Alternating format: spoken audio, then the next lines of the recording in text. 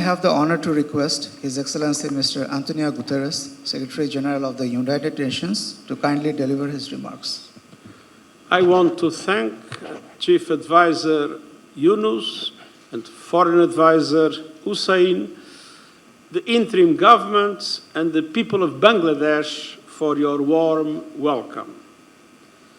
And I want to send my heartfelt greetings to Muslims across Bangladesh and around the world observing the holy months of Ramadan.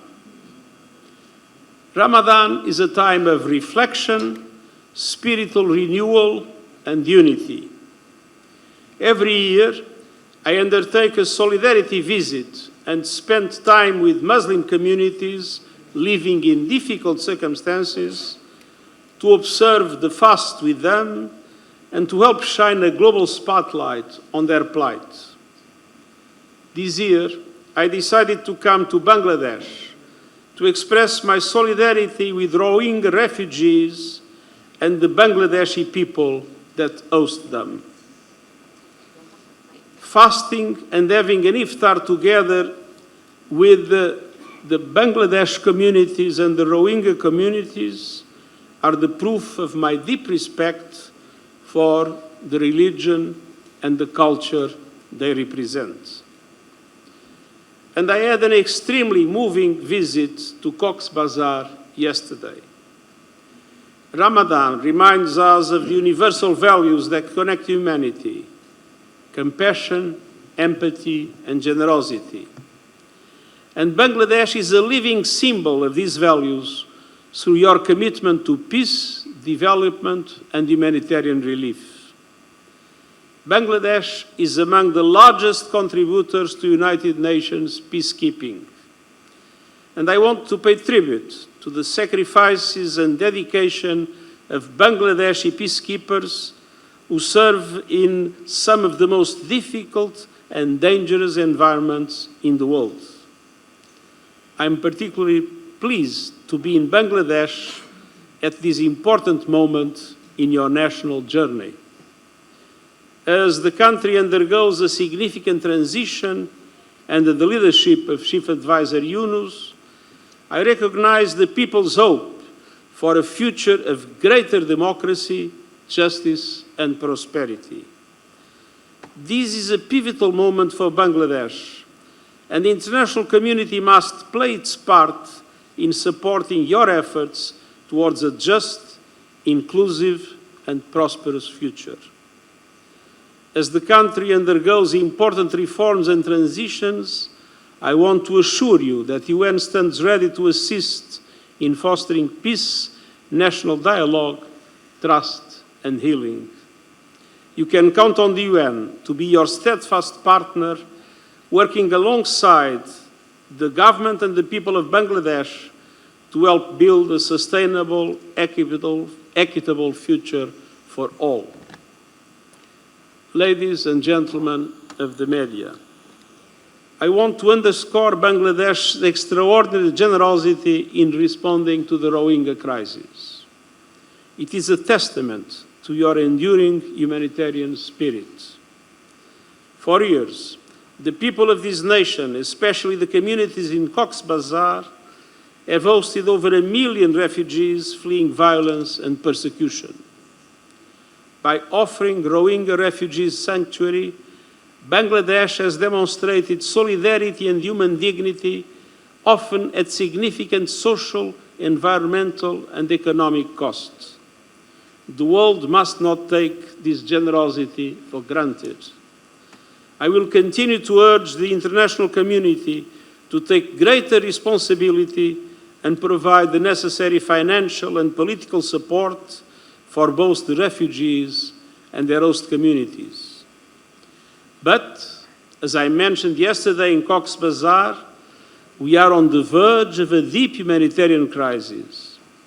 With the announced cuts in financial assistance, we are facing the dramatic risk of having only 40% in 2025 of the resources available for humanitarian aid in 2024.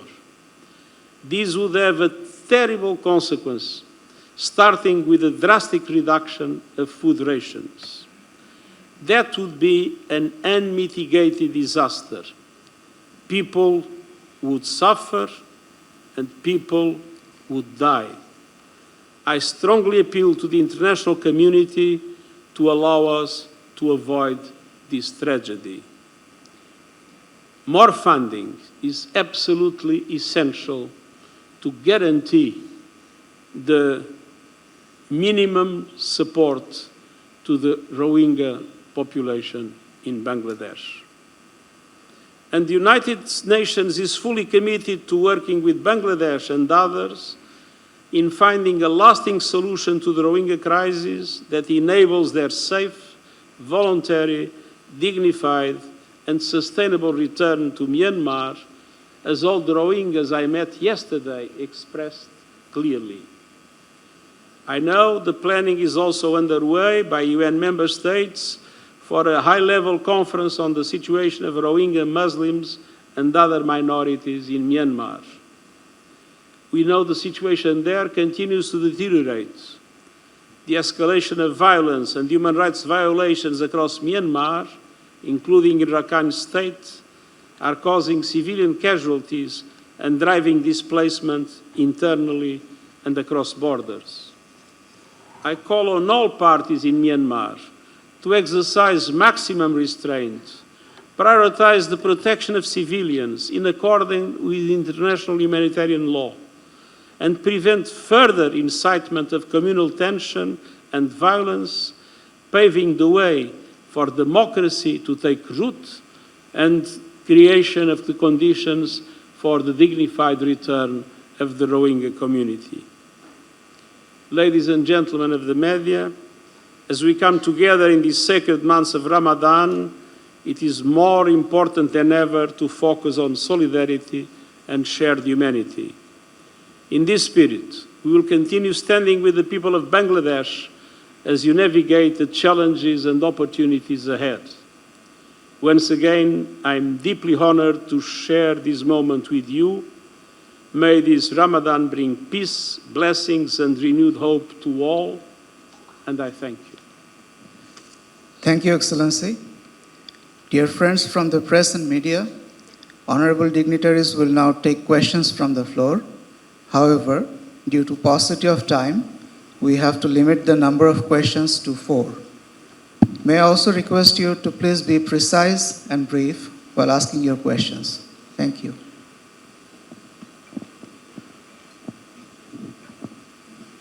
Hi, this is Sabiha. I'm currently working at AFP. My question is to His Excellency Mr. Tauhid Hussain. Has the issue of establishing a humanitarian corridor been discussed during this visit? Was there any formal request from the UN, and what was your reply? Thank you. It's okay? Okay. Thank you. These are things that actually have been going on in our interaction with the international community, and particularly the UN. In particular, this was not discussed with the Secretary General. This is much more of an operational matter, which we will, of course, deal with the local officers of the UN.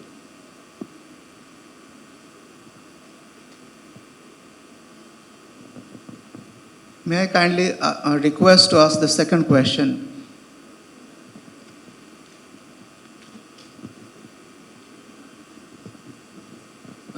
Thank you. This is Mustafiz. I work for News, English Daily.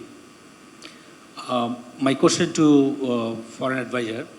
His Excellency UN Secretary General said yesterday that solution to Rohingya crisis must be found in Myanmar, and its primary solution is in return of Rohingyas to their homeland Myanmar in a safe, dignified, and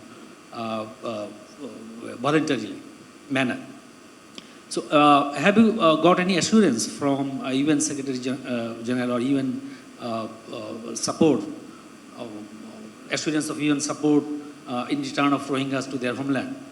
And my second question, do you seek any UN support for return of deposed Prime Minister Sheikh Hasina for justice for crimes committed against humanity during July massacre?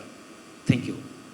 Since Delhi is not responding to Bangladesh's request for her extradition. Thank you. Let me start with the second question, which is that we have not discussed this with His Excellency the Secretary General. About the return of the Rohingyas, we are very clear, and you all are very clear about the position that the Secretary General has, and it absolutely coincides with the position of Bangladesh. We want them to return with dignity, with rights, and in security. And this is exactly His Excellency has also mentioned to you right now also and all along. And we believe that and we know it, that the UN is keen to help us in all respects in this regard.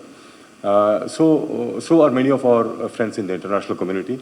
The issue is, as you have mentioned and as we all agree, is that the solution lies on the other side of the border.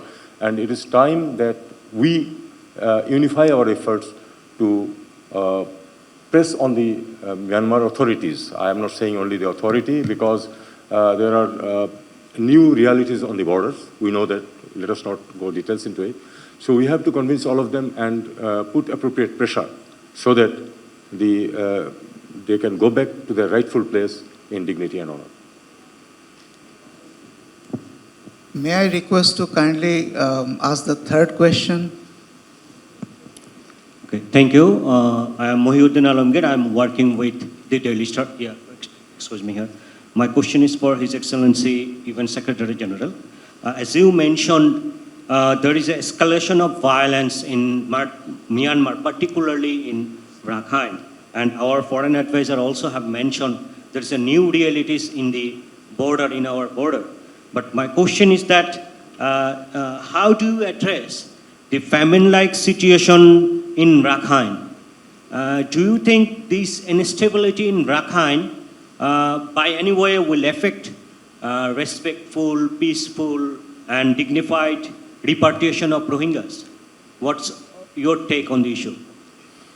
The present situation is a situation in which there is heavy fighting between the Myanmar army and the Arakan army. And obviously, in these circumstances, it would be extremely difficult to have an immediate dignified return of the Rohingya refugees. It is absolutely essential to mobilize the whole of the international community, all the neighbors, not only Bangladesh, all the neighbors of Myanmar, to put pressure to make things move in relation to the need to find a solution, starting by ceasing the violence and at the same time creating the mechanisms of dialogue leading to a true democratic solution in Myanmar that would naturally facilitate the return of the Rohingya refugees. At the same time, we need to intensify the humanitarian aid inside Myanmar to create the conditions for that return to be successful. And that is the reason why one of the discussions we had was about the possibility, if circumstances allow, to have also humanitarian aid channeled from Bangladesh. But that is obviously a matter that would require the authorization and the cooperation of the parties to the conflict. May I request you to kindly ask the last question of the briefing? Your Excellency, my name is Mir Mustafiz Rahman. I'm from the Financial Express. My question is that since the UN envoys who visited Dhaka recently, they told us that they're in touch with all the stakeholders of the crisis, I mean, including the Arakan army.